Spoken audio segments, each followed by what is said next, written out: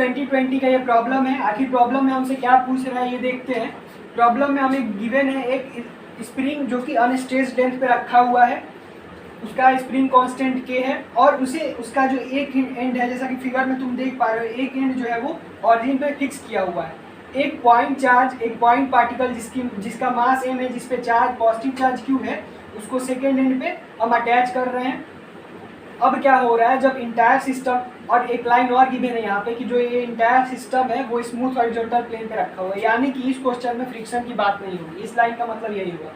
इसके बाद है कि एक पॉइंट डाइपोल P को इस चार्ज की तरफ लाया जा रहा है, और जब इस P को हम चार्ज की तरफ ला रहे हैं तो ये जो स्प्रिंग है वो स्ट्रेच हो रहा है और लेंथ L पे इक्विलिब्रियम अटेंड कर रहा है।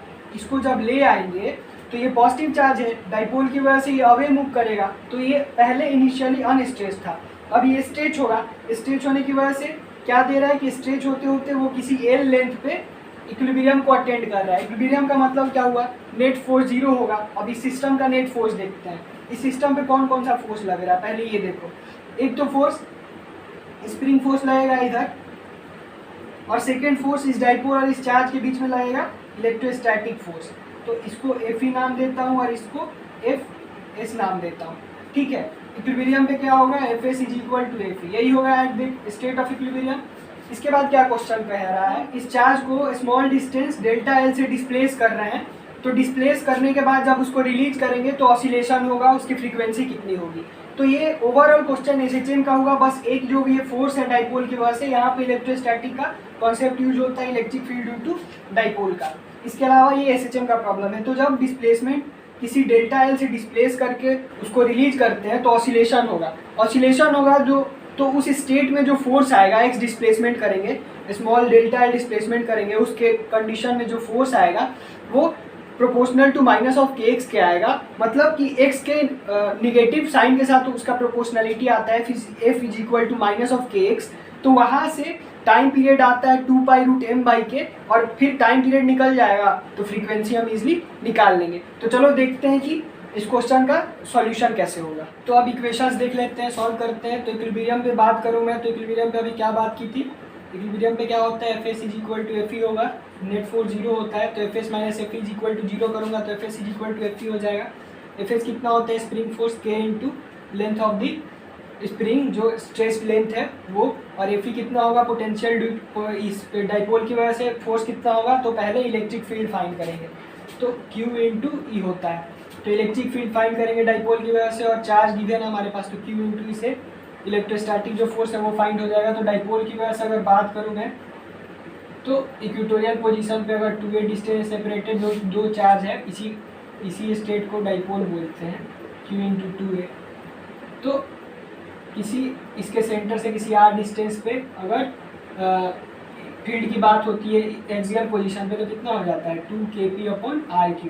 और वही इक्वेटोरियल पोजीशन पे बात करूँ किसी r डिस्टेंस पे, तो हो जाता है, डायरेक्शन ये होगा और मैग्नीट्यूड -kp/r³। इसकी ज़रूरत है नहीं, ये एक्सियल पोजीशन है इस डाइपोल के लिए। तो इलेक्ट्रिक फील्ड कितना हो जाएगा, तो KL इज इक्वल टू कितना लिख सकता हूँ, 2kpq/L³।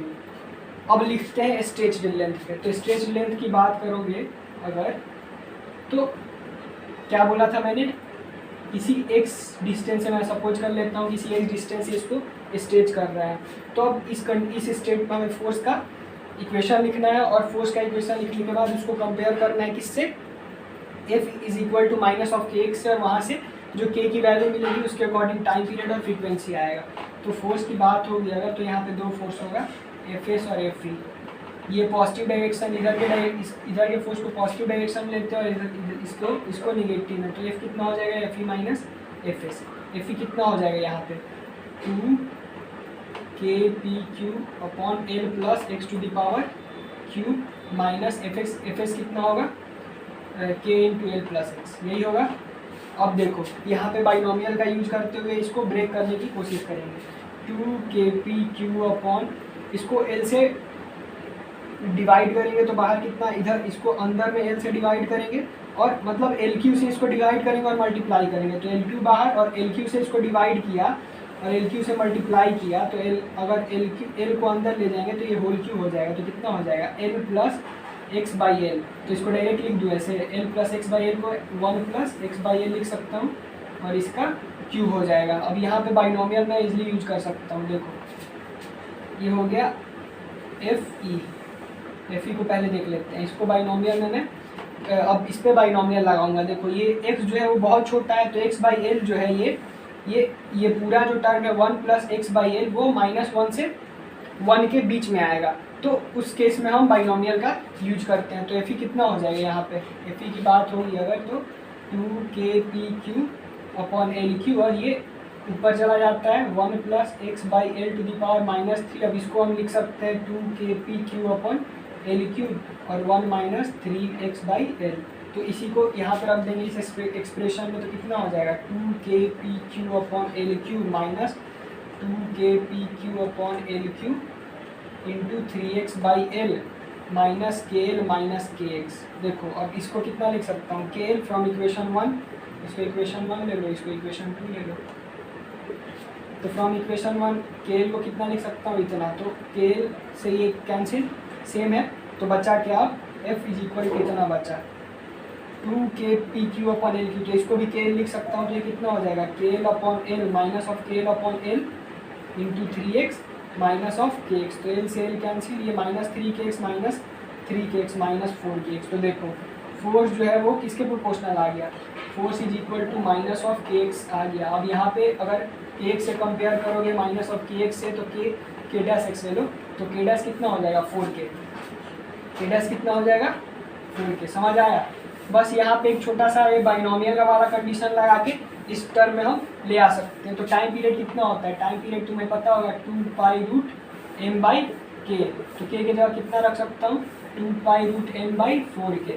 तो 4 अगर रूट से बाहर लेंगे तो 2 हो जाएगा, और 2 से 2 कैंसिल, पाई इंटू √m/k। ये टाइम पीरियड हो गया। तो फ्रीक्वेंसी हमसे पूछ रहा है, फ्रीक्वेंसी कितना हो जाएगा 1/t, फ्रीक्वेंसी यही होता है 1/t। तो कितना हो जाएगा 1/π√k/m।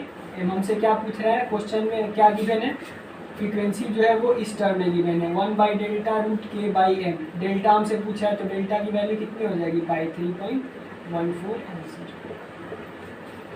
कुछ नहीं था, बहुत ही सिंपल क्वेश्चन था। बस इसमें SHM और इलेक्ट्रोस्टैटिक का बस डाइपोल की वजह से जो इलेक्ट्रिक फील्ड होता है उसका यूज़ था, और बाकी कैलकुलेशन करने के बाद थोड़ा सा बाइनोमियल एक्सपेंशन का यूज करते हुए हमें इसको ब्रेक करना था, ताकि जो फोर्स है वो kx के टर्म में -kx के फॉर्म में आ सके, ताकि वहाँ से टाइम पीरियड और टाइम पीरियड से देन फ्रीक्वेंसी हम निकाल सकें।